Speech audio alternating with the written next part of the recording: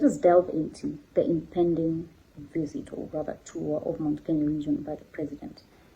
I think that at this juncture, the president is aware that he will not get the same voting block as he did in 2022 for Mount Kenya region.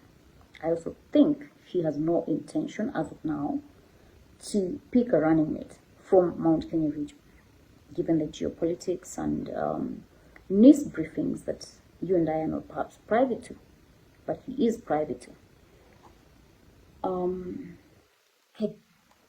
I don't think that he is coming to Mount Kenya to turn Mount Kenya turning away from him, to soften their hearts, explain things out.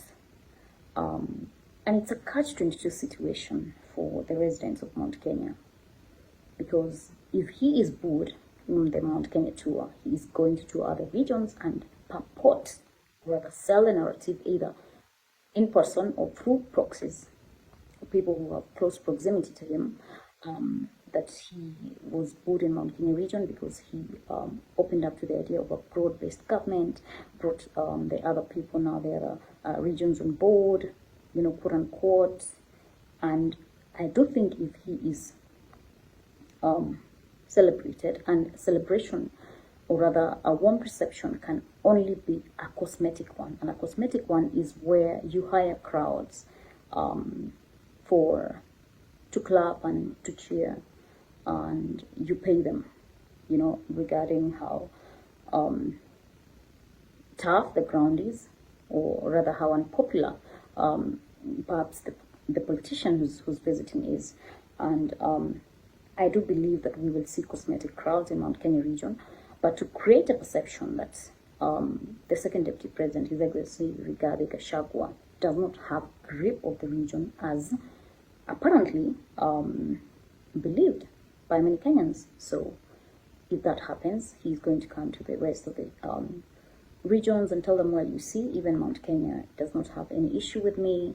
So it sort of helps him manage the optics, even though those optics are delusional, for want of a better word, and created, or rather manufactured perception.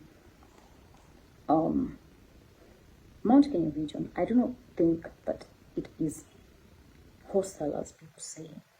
I do think that it is politically woke.